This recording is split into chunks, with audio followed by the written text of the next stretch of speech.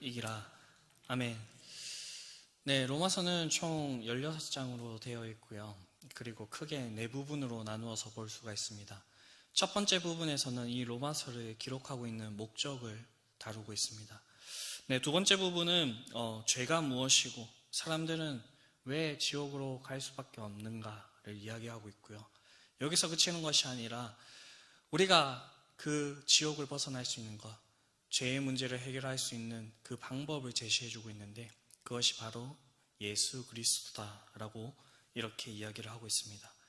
그리고 세 번째 부분은 로마서의 실천편입니다. 이 예수님을 믿게 된 사람들이 이제 이 세상에서 우리가 어떻게 살아가야 되는지를 우리에게 알려주고 있습니다. 그리고 마지막은 로마서의 결론부, 마지막 마무리하는 말로 이렇게 종료가 됩니다.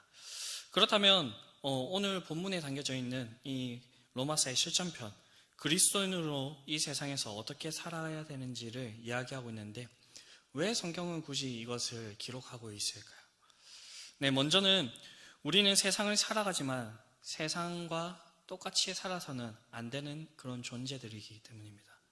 다음으로는 세상 속에서 그리스도인들이 살아가는 것이 결코 쉽지 않기 때문에 말씀으로 이것을 기록해놓고 우리가 이 말씀으로 자신을 되돌아보게 하기 위함입니다.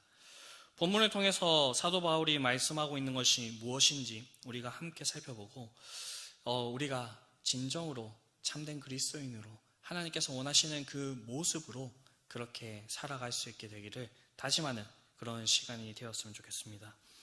먼저 그리스도인들은 서로 사랑하는 삶을 살아야 됩니다. 성경에서 하나님께서 행하신 일들과 그리고 하나님의 성품에 대해서 이야기를 하고 있습니다.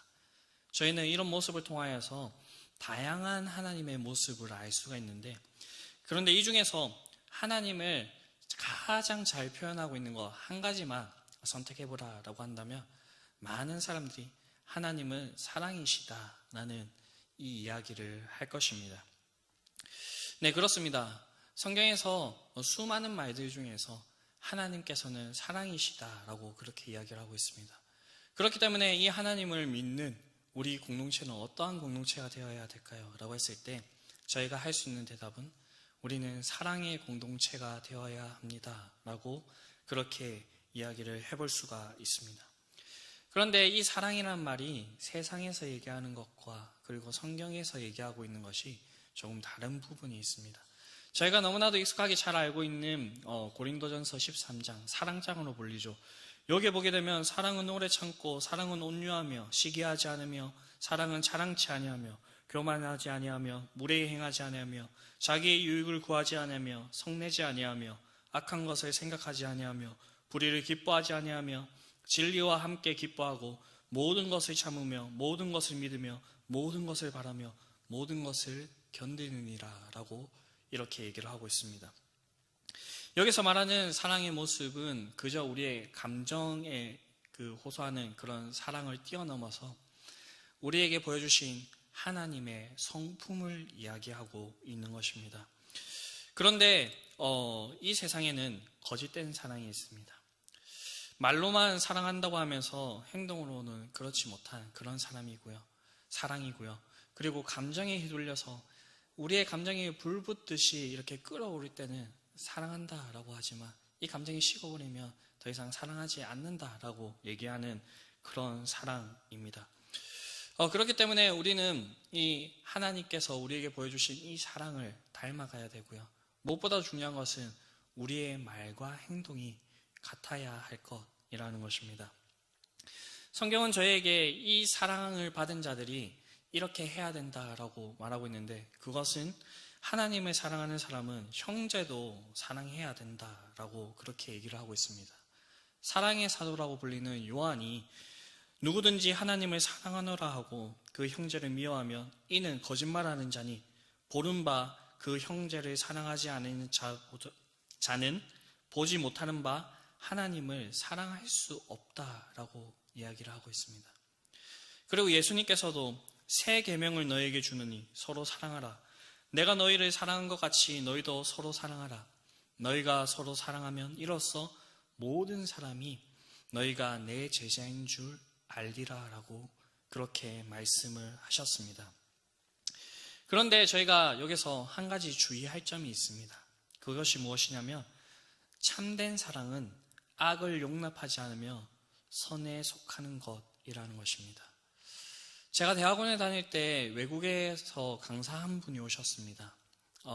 그 강사분이 이미 유럽 교회나 많은 교회들이 동성애에 넘어갔다. 네, 그래서 이 한국 교회만은 끝까지 이 동성애를 허용하지 않고 마지막 보루가 되어줬으면 좋겠다라고 그렇게 당부를 하셨는데 이 당부를 하시면서 그 외국에 있는 그 교회들이 사랑이라고 하는 이 단어, 네, 그 동성애자들이 사랑이라는 이 말로써 너희가 우리를 품어야 되고 허용해야 되지 않느냐라는 그 프레임으로 밀고 들어왔을 때 무너졌다라고 얘기를 했습니다. 이런 말이 있습니다. 죄인은 사랑하되 죄는 사랑하지 말라. 예수님은 가룟 유다를 사랑하셔서 그 발을 씻기셨습니다. 그러나 그의 죄는 미워하셨습니다. 우리가 동성애하는 사람들을 사랑해야 되는 건 맞지만 동성애를 사랑해야 하는 것이 아닙니다. 성경은 분명히 이 동성애는 하나님께서 가증히 여기시는 것이라 그렇게 우리에게 가르침을 주고 있습니다. 그렇다면 우리는 어떻게 해야 될까요? 이 죄는 미워하되 이 동성애하는 사람을 미워하는 것이 아니라 그가 그 동성애라고 하는 그 죄로부터 다시 돌아올 수 있도록 그를 품어주는 그 일을 해야 된다라는 것입니다. 네, 하나님께서는 이렇게 서로 사랑하라라고 그렇게 얘기를 하고 있습니다. 그런데 이 일이 쉬울까요? 네, 제가 이제 신방을 막 다니다 보면 이제 권사님들과 다닐 때 있을 때 권사님들이 많은 얘기들을 하시는데 네, 서로 이제 사랑한다라고 하시면서 결혼하셨던 그 부부도 네, 벌써 한 60년 막 이렇게 되다 보니까 네, 좀 지겨워하시는 그 모습을 좀 볼 수가 있었습니다. 네, 절대 쉽지가 않죠. 사랑하는 부부라고 하더라도 이 일이 이렇게 살아가면서 결코 쉽지 않은 일인데 우리가 어떻게 이런 일을 할 수가 있겠습니까? 라고 했을 때 하나님께서 이런 서로 사랑하라라고 말씀을 주신 것이 1차적으로 하나님의 사랑을 경험하고 그 사랑을 체험한 자들에게 이렇게 얘기하고 있고요. 그리고 하나님께서 우리에게 끊임없이 그 하나님의 사랑을 부어주시기 때문에 우리가 이러한 일들을 할 수 있다라는 것입니다. 우리가 예수님 믿는다고 해서 갑자기 확 변하는 것이 아닙니다. 그러나 우리의 삶 속에서 끊임없이 하나님을 닮아가면서 사랑이신 하나님의 그 모습을 우리의 삶 가운데 볼 수가 있다라는 것입니다. 이러한 모습이 저와 여러분들의 그 삶 속에 풍성이 있기를 간절히 바랍니다. 둘째로는 그리스도인은 부지런하여 게으르지 말고 열심을 품고 주를 섬겨야 합니다. 사도 바울은 주를 섬김에 있어서 부지런하고 게으르지 말고 열심을 품고 주를 섬겨라라고 그렇게 이야기를 하고 있습니다. 한때 그 김남준 목사님 그 책이 아주 유행했던 때가 있었습니다. 그때 저도 그 친구의 책을 빌려서 게으름이라고 하는 이 책을 읽어보았는데요. 이 게으름에는 두 가지가 있다고 합니다. 저희가 익숙하게 아는 것처럼 아무것도 하지 않는 그 게으름. 네, 그래서 잠언 24장 33절에 내가 좀 더 자자 좀 더 졸자 손을 모으고 좀 더 놀자 하니 내 빈궁이 강도같이 오며 내 곰핍이 군사같이 이르리라 라고 이렇게 얘기를 하고 있죠. 나태하고 이렇게 해야 될 일을 하지 않는 이 모습, 네, 이것을 게으름이라고 이렇게 얘기를 할 수가 있습니다. 그런데 우리가 잘 생각하지 못하는 또 다른 게으름이 있는데요. 그것은 우리가 열심히 일을 하고 분주한 가운데 있지만 그 속에 있는 게으름이라고 그렇게 이야기를 했습니다. 네, 이런 일이 일어날 수 있는 이유가 무엇일까요? 우리가 막 많이 분주하고 일을 많이 하는 것 같아 보이지만 그 안에 게으름이 있다라고 하는데 이런 게으름이 우리에게 다가오는 이유가 무엇일까요? 김남준 목사님은 우리가 무엇을 위해서 살아가는지 분명한 목적과 사명이 없을 때에 이런 게으름이 우리의 분주함 속에 일어날 수 있다라고 그렇게 얘기하고 있습니다. 그렇기 때문에 우리는 이 세상을 살아갈 때 하나님께서 주신 분명한 목적의식을 가지고 살아가야 됩니다.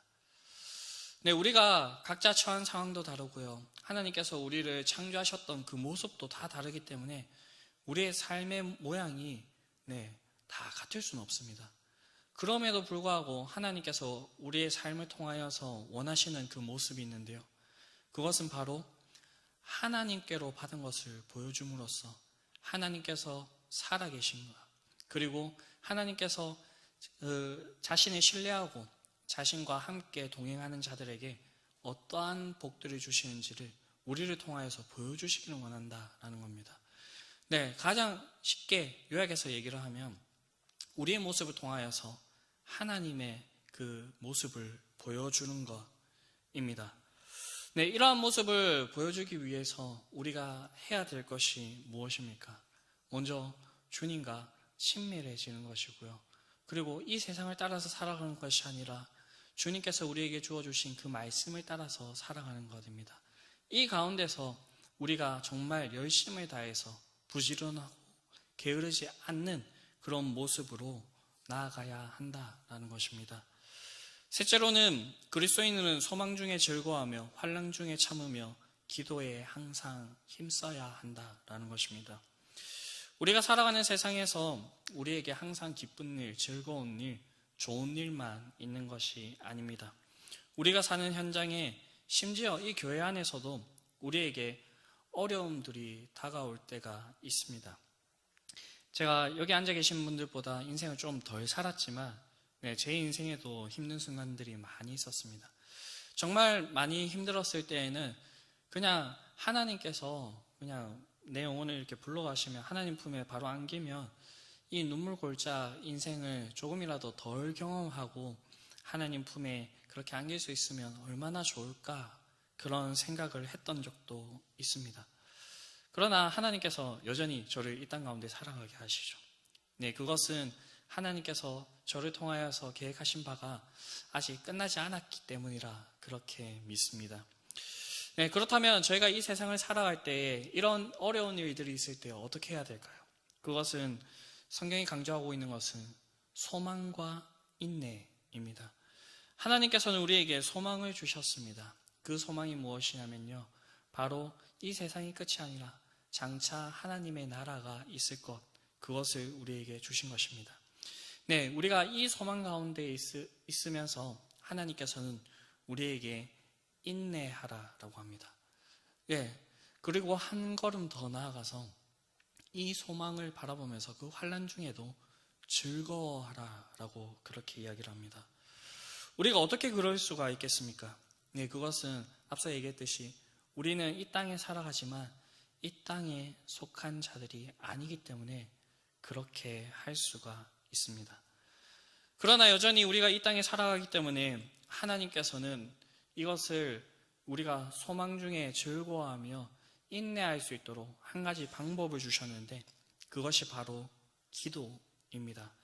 환난과 소망, 인내를 얘기하면서 성경은 끊임없이 우리에게 한 단어를 더 덧붙여서 얘기하고 있습니다. 그것이 바로 기도입니다. 오늘 본문에도 그렇게 얘기하고 있고요. 그리고 야고보서 5장에 보더라도 이 절대 기뻐할 수 없는, 하나님을 바라볼 수 없는, 소망할 수 없는 그 순간, 자신의 목숨을 위협받는 그 순간에도 인내하라라고 그렇게 얘기하고 있고, 그 가운데서 우리가 기도해야 된다라고 그렇게 말씀하고 있습니다. 이 인내는 결코 우리가 힘이 없어서 그저 이렇게 억눌림 당하고 막고 있는 것이 아닙니다. 우리의 인내는요, 하나님을 믿는 그 믿음 안에서 하는 그런 인내입니다. 그렇기 때문에 우리가 인내하며 소망을 가지고 하나님을 바라볼 때에 하나님께서는 우리가 그 가운데서 기뻐하실 수 있도록, 우리가 찬양도 하잖아요. 이 세상에 알 수 없는 그런 평화를 우리에게 주실 것이고요. 그 가운데서 하나님께서 그 어려운 순간을 넉넉하게 이길 수 있도록 우리를 인도해 주실 것입니다. 넷째로 그리스도인은 성도에 쓸 것을 공급하면서 손님 대접하기를 힘써야 됩니다. 지금 저희는 아주 풍요로운 시대를 살아가고 있습니다. 옛날에는 먹을 것이 없어서 고민이었지만 요즘에는 어떻게 해서 살을 뺄 수 있을까를 고민하는 그런 시대인 것 같습니다. 그러나 여전히 저희 주변에는 가난한 자들이 있습니다. 성경이 쓰여져 있는 이 초기부터 지금까지 하나님의 관심은 고아와 가부 그리고 나그네들에게 있었습니다. 이들은 시대의 약자이고요. 오늘날도 여전히 이 사회에서 약자입니다. 하나님께서는 이런 자들을 돌보라고 그렇게 얘기를 하십니다. 하나님께서 우리에게 물질을 주어 주셨을 때에 이것이 그냥 나 혼자의 영예를 위해서 내가 먹고 배부르고 내가 누릴 것을 전부 다 누리면서 그렇게 풍족하게 살아가라고 우리에게 이 물질을 주신 것이 아닙니다.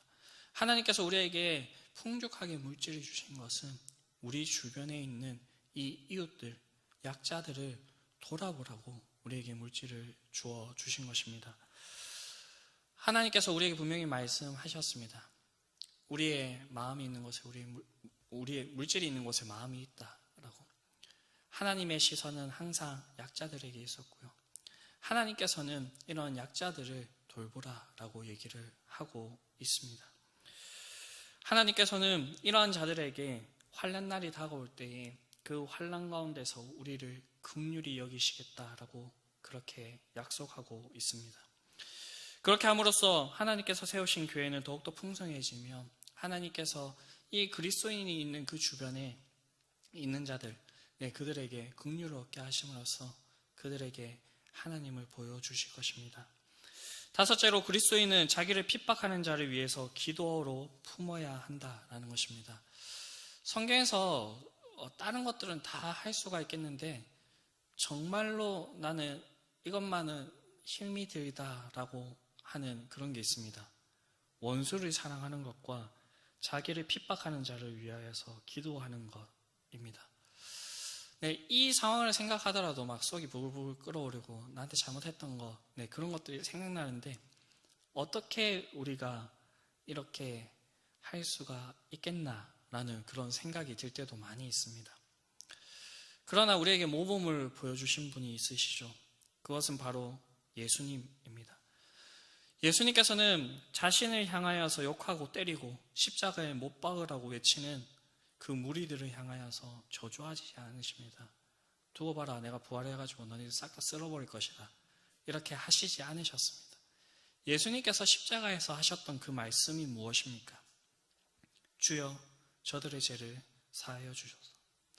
저들이 자기가 무엇을 하는지 알지 못함이다 라고 그렇게 얘기를 하고 있습니다. 그리고 기도하시면서 그 모든 수모와 핍박들을 받아들이셨습니다. 스데반 집사님도 자기를 돌로 쳐 죽이는 그들의 잘못을 용서해 주면서 하나님께 저들의 죄를 빌면서 그렇게 죽어갔습니다. 초대교회의 교부였던 어거스틴이 말하기를 기독교가 바울을 갖게 된 것은 스데반의 기도 덕분이었다라고 이렇게 평가하기도 합니다. 왜냐하면 스데반이 돌로 맞아 죽을 때 그 자리에 바울이 있었기 때문이죠. 바울은 어떻게 원수까지도 자기를 죽이는 그 사람까지도 용서를 할 수 있는지를 경험한 사람이었습니다. 하나님께서는 우리에게 이것을 명하고 있습니다. 이것을 할 수 있는 사람이 누굴까라고 했을 때 그것은 하나님의 사랑을 경험한 자들이 이러한 일을 할 수가 있겠죠. 그래서 19절에서 바울은 너희가 친히 원수를 갚지 말고 하나님의 진노하심에 맡겨야 된다 그렇게 얘기를 하고 있고요. 그리고 너희 원수를 위하여서 기도하고 그리고 그 머리에 숯불을 쌓아 놓아야 된다. 원수가 줄이거든 먹이고 목마르거든 마시게 하라라고 그렇게 얘기를 하고 있습니다. 우리 성도들은 악을 악으로 갚는 것이 아니라 악을 선으로 이겨야 되는 자들입니다.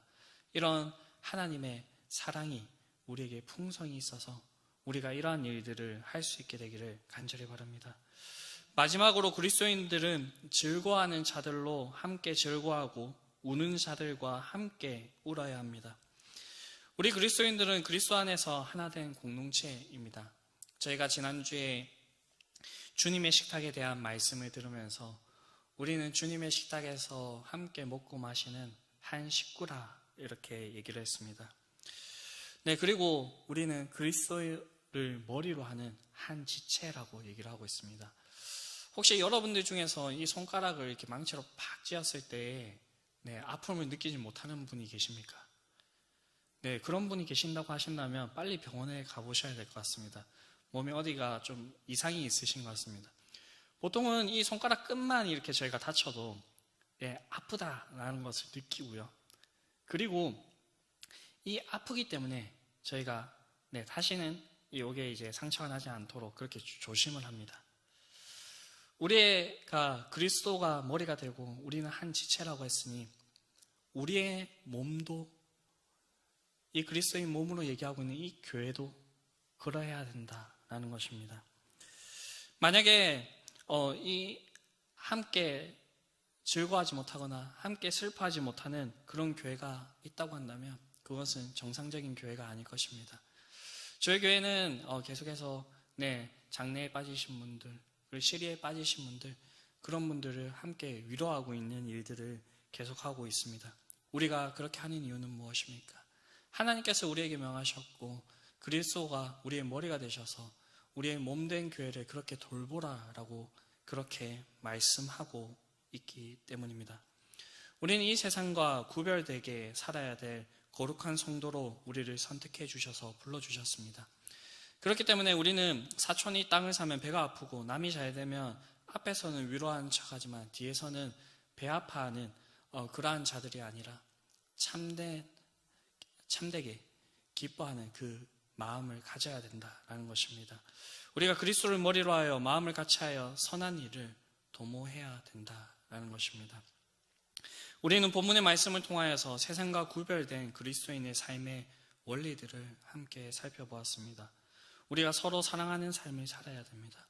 부지런하여 게으르지 말고 열심을 품고 주님을 섬겨야 됩니다. 우리에게 어려운 일이 있더라도 소망 중에 즐거워하며 참으며 기도에 항상 힘써야 합니다. 그리고 성도들의 쓸 것을 공급하며 손 대접하기를 힘써야 됩니다. 자기를 핍박하는 자를 위하여서도 우리가 기도하며 그들을 품어야 합니다. 그리스도인들은 즐거워하는 자들로 함께 즐거워하고 우는 자들과 함께 울어야 합니다. 이 6가지 중에서 결코 쉬운 일이 한 개도 없습니다. 그리고 가끔은 내가 정말로 이러한 일들을 할 수 있을까라는 생각이 들 때도 있습니다. 그러나 하나님께서는 우리에게 분명히 얘기를 합니다. 우리가 이렇게 살아야 된다. 우리가 할 수 있다라고 그렇게 얘기를 합니다. 이 말씀을 다른 사람에게 말씀하신 것이 아니라 하나님의 사랑과 은혜를 경험한 우리들에게 말씀하고 계십니다. 말씀만 하시는 것이 아니라 성령님을 우리에게 보내주셔서 이 일을 할 수 있도록 너희를 붙들고 도와주겠다라고 그렇게 얘기하고 계십니다. 그렇기 때문에 우리가 이 밤에 구해야 될 것은 성령 충만을 구해야 될 것이고요. 그리고 우리가 예수님의 십자가와 그 부활하심을 경험한 자들로서 그의 합당한 삶을 살아낼 수 있도록 우리가 우리 자신을 기도함으로써 그렇게 꺾으며 하나님의 뜻에 우리를 맞추면서 나아가야 되지 않을까 생각을 합니다. 그래서 우리가 먼저 이 밤에 기도하면서 나아갔으면 좋겠습니다. 그 전에 저희가 내가 그리스도와 함께 라는 이 찬양을 함께 찬양하고 저희가 기도했으면 좋겠는데요. 이 찬양의 가사를 저희가 잘 이렇게 묵상하면서 함께 찬양하면서